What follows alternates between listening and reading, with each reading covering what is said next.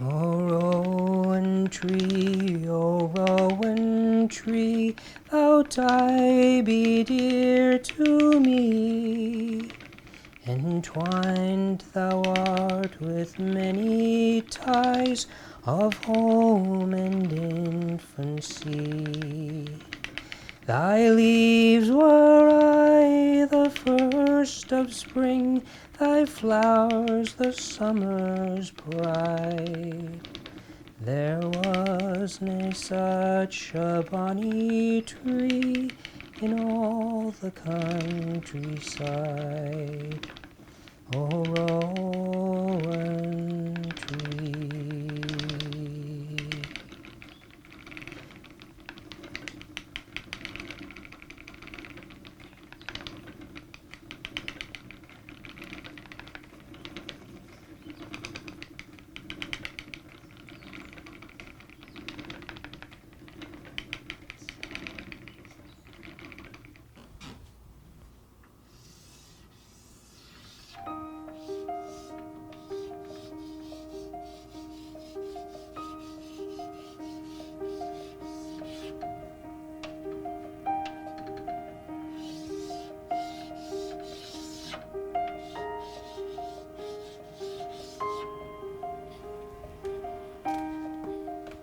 For all my years in high school, every summer I worked at Black Creek Pioneer Village in Toronto.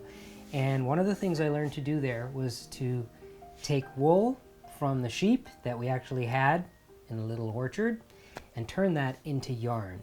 This is something that unexpectedly became a very meaningful part of my life, spinning wool. There were so many hours every summer where there would be no one around, and I was in this little tiny log cabin at the spinning wheel, very quietly combing the fleece from our sheep that I could see out the window and spinning it on the wheel. And in those long hours, I often thought of how far back in history this practice went. Thousands and thousands of years. Man has relied on sheep for clothing for millennia. This is our beautifully cleaned fleece from a sheep in Ontario. My friend Deborah sent me this fleece. When the fleece arrived, it was very dirty, and there's a whole process of cleaning it that's quite simple, but it takes a little bit of time. If the fleece arrives and nothing has been done to it, it has not been cleaned, you have to first sort the fleece.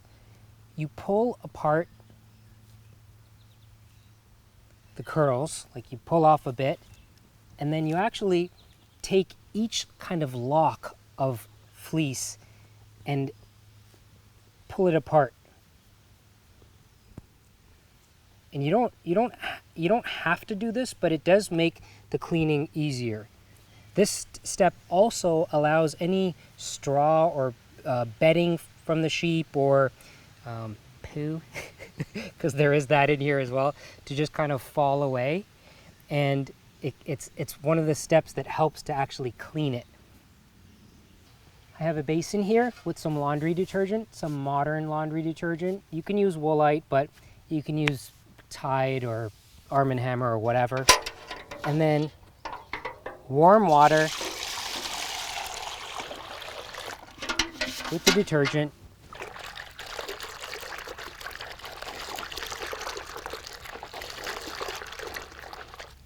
And the fleece just gets taken like this, laid gently on top, and slowly submerged into the water.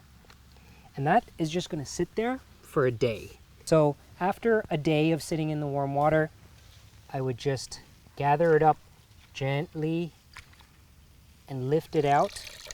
And I would not wring it. I would just lift it out like this.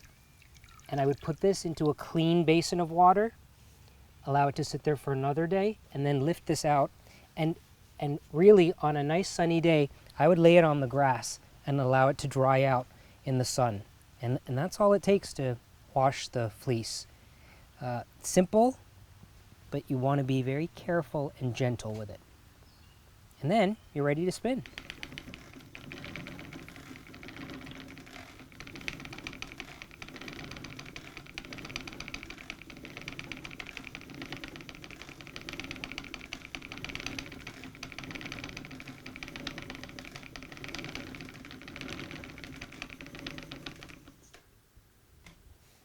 The treadle keeps the wheel going.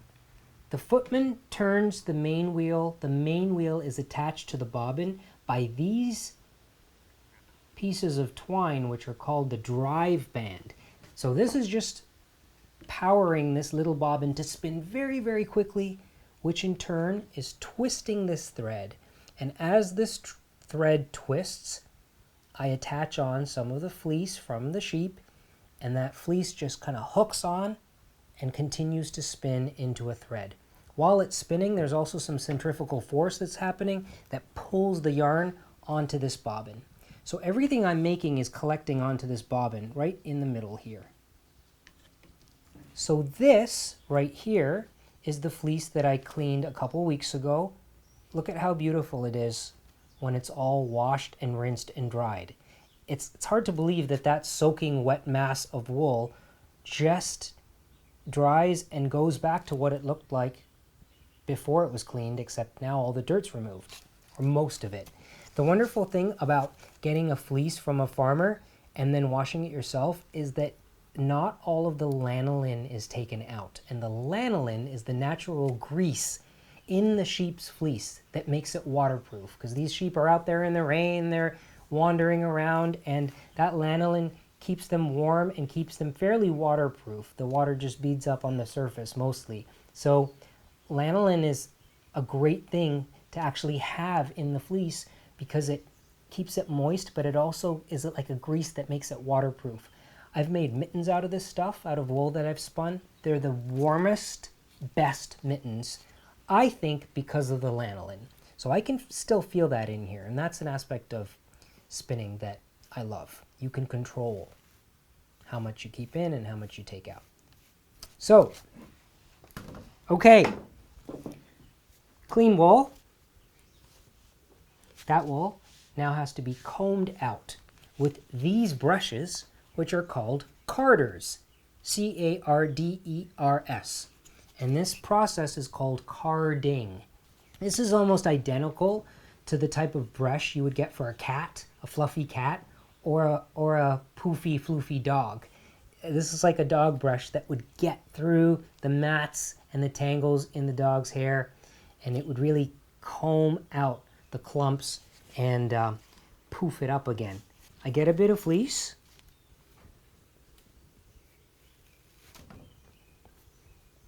Get a little more. I pull it apart, and I'm going to put this fleece, after pulling apart the curls, onto one of the carders, like this. I'm just evenly distributing it across the carder. And now I take this carder, I flip it over, and I comb out the wool.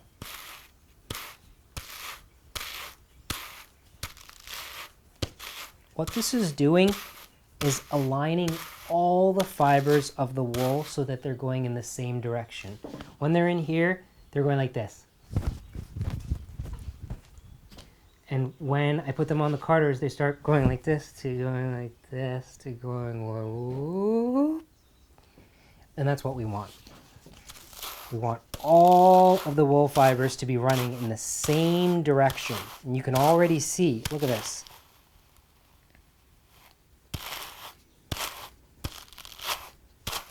So then I do this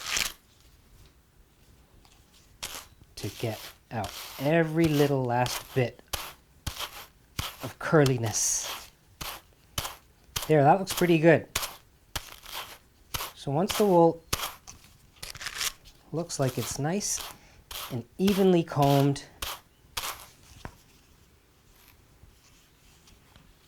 I put all the fleece onto one carder, and then I remove this with the other carder like this. And I roll this up into like a woolen sausage. And this is called a Rolag. Isn't that really beautiful? Just a nice fluffy woolen sausage. Now, once I have my carded wool, I start the spinning wheel.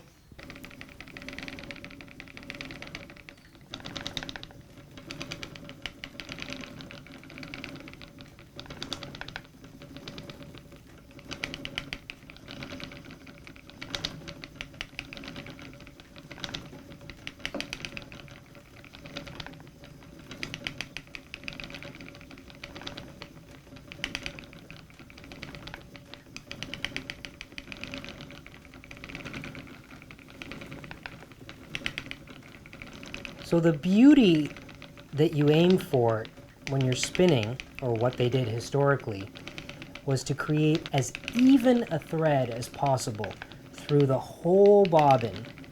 And that's determined by how much I'm pulling out over here. I'm pulling out to control how much fleece is being twisted into this thread.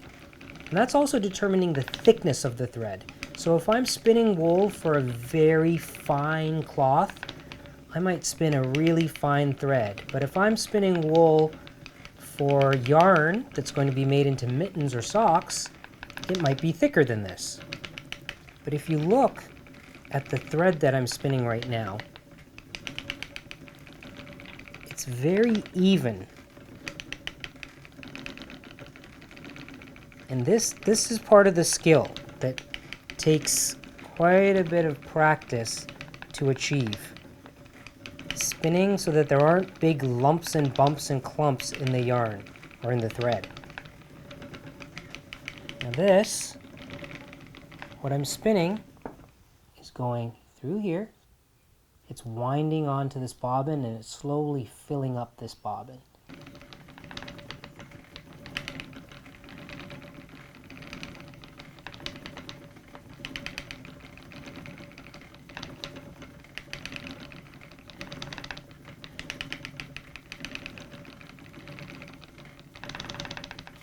If I rush at this stage and I don't do this properly, it will be very hard to produce an even, beautiful thread throughout the whole bobbin. There are these beautiful, romantic, old folk songs about spinning and weaving. And one of them that I love, it's actually about weaving. It's about weaving linen. Wait today, love, till tomorrow. Oho ishi kanaran hu. That means nothing. Wait today, love, till tomorrow, while I weave fine linen for you. Linen for you, fine linen for you, love, while I weave fine linen for you. This is so slow and so labor intensive. Can you imagine if you were making a garment for someone that you loved from this, that would eventually turn into a shirt that they wore for them? I mean, that's pretty special.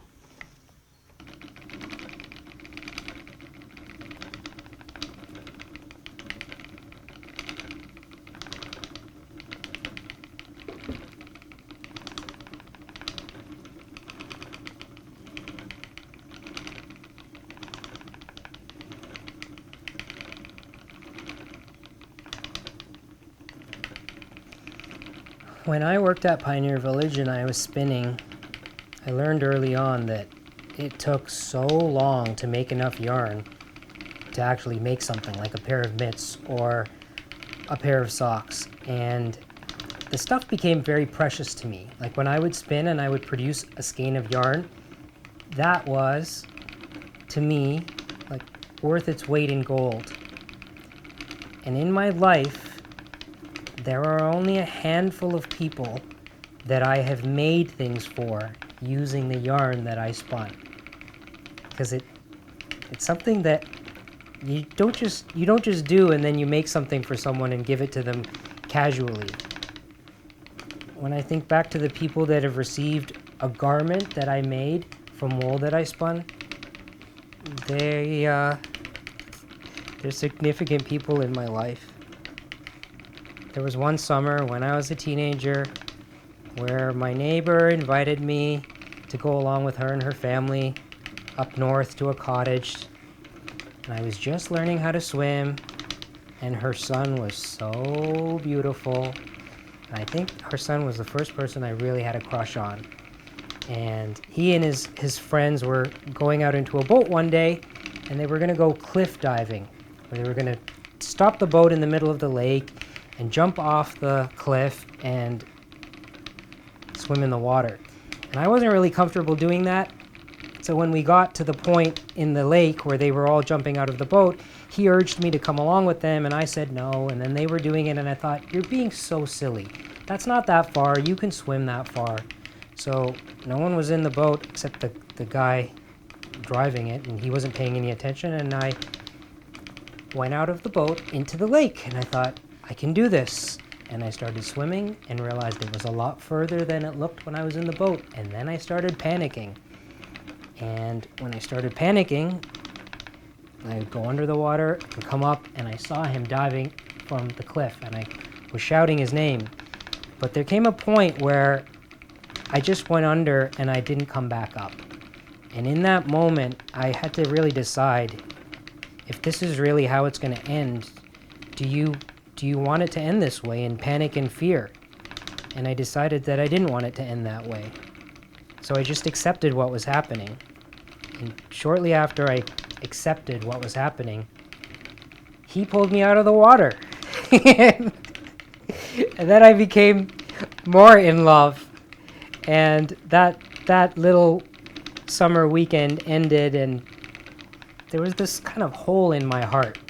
I mean, he wasn't into boys. I just knew that, and there was nothing I could really do or say to him directly that could deal with the feelings that I was having. And I thought about him so much while I was spinning wool on my spinning wheel at Pioneer Village that summer when I went back to work. And then I decided, well, there was something I could do. So for the rest of the summer, for 2 months, I spun yarn, and I dyed the yarn with plants that grew around the property, all different colors. And then in the fall, I knit that yarn into a hat. And then at Christmas, I just gave him the hat without saying anything. And he was really appreciative, and that whole process was very cathartic for me. Spinning the yarn and producing this garment for someone that was maybe my first love. There is something very romantic about this. The labor that was involved in producing cloth, woolen cloth, it was so monotonous and so tedious that it was inevitable that what developed were songs. There are spinning songs, there are weaving songs, there are fulling songs. That's the process of washing the cloth and shrinking it. And if you listen, there is a rhythm to the wheel. So in a time when there were no radios and there was no gramophone, you entertain yourself by singing these spinning songs or weaving songs. Wait today, love, till tomorrow. Holy chikanaran. While I weave fine linen for thee, love. Linen for thee, fine linen for thee, love, while I weave fine linen for thee, love. You're spinning, you're spinning, you're spinning, you're spinning. Then what happens? Well, this right here is just a woolen thread. And this could be woven into cloth, but you can't really knit with this. It's not strong enough to knit with yet. What happens once the bobbin is full is this thread gets removed from the bobbin. Then I would spin another bobbin full. I would remove that, and I would have 2 balls of woolen thread, which I then could spin together to make 2-ply yarn.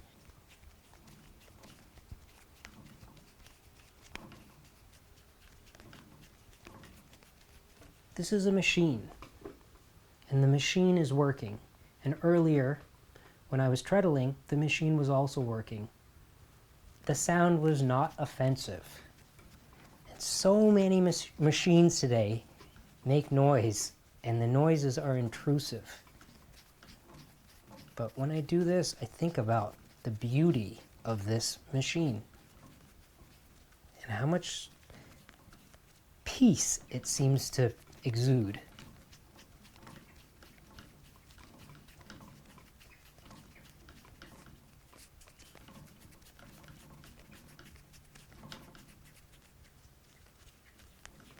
You know, if you think about the clothes in your closet, think about every article of clothing you own, from your socks to your underwear to your hats, mitts, scarves. Now think about every single thread that went into every single piece of clothing that you now own. Now, transport yourself back to 600 years ago. 600 years ago, most people only had one set of clothing. One, maybe two.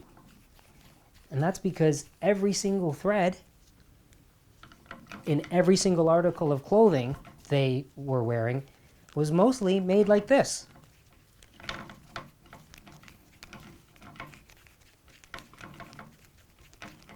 I'm going to spin these two balls of thread now together to make 2-ply yarn.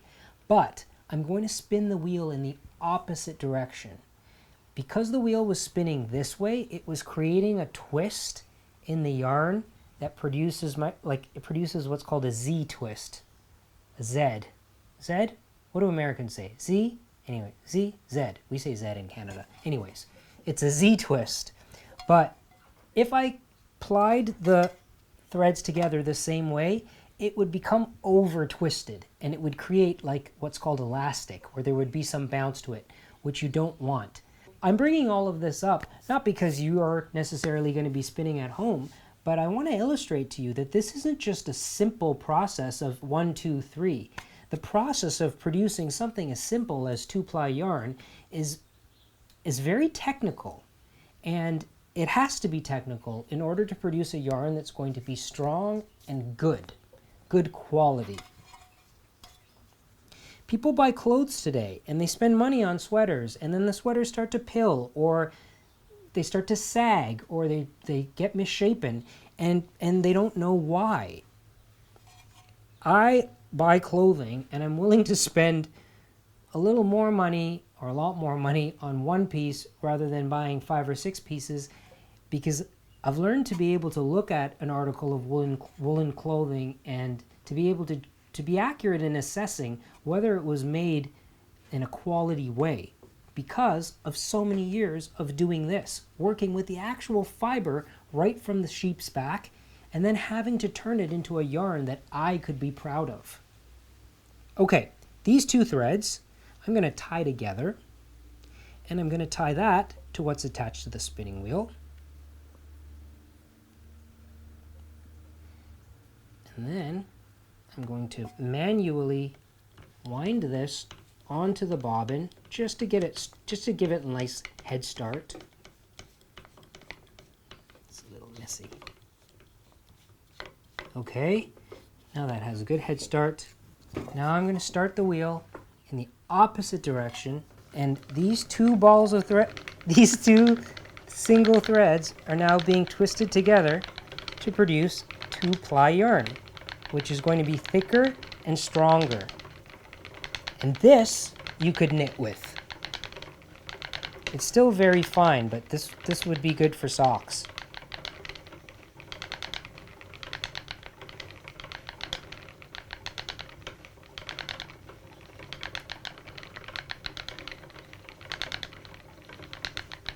And this is getting wound onto here.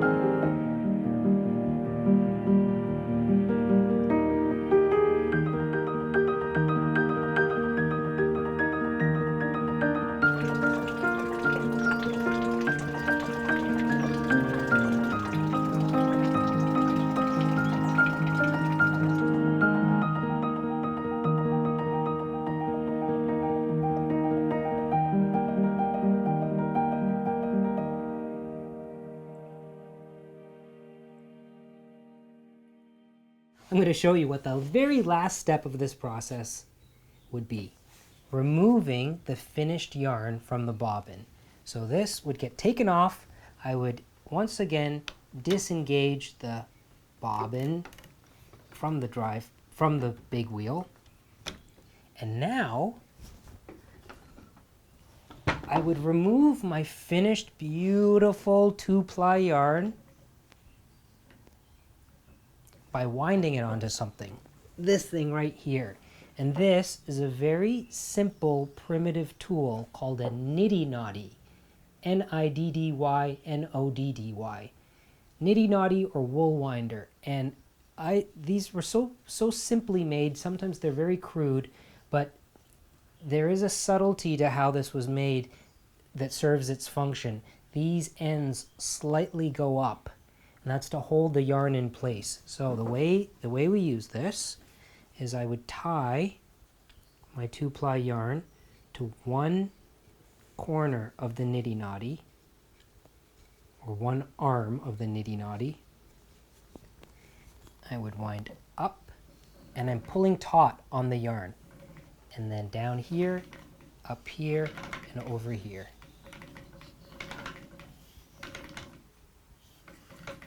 And really, when I would do this at Pioneer Village, I would be grinning like a child, like I am now. Because it was maybe 2 weeks of work to produce a skein this way.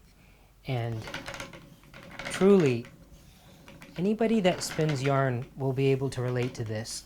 What I hold in my hands is so precious from all of those hours. Just think of, I think of all of the thoughts that went through my head while I was making this. All of the things that I thought about.